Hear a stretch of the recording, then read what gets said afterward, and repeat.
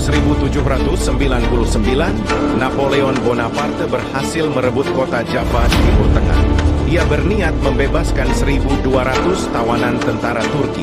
Tapi saat memeriksa pasukan, Napoleon terserang flu dan batuk berat. Ia berkata, "Massacre tu," yang artinya batuk sialan. Namun perwira pendampingnya salah dengar. Ia mengira Napoleon berkata, "Massacre tu," artinya bunuh semua. Akibatnya, 1.200 orang tawanan Turki itu dibantai hanya karena batuk cedera.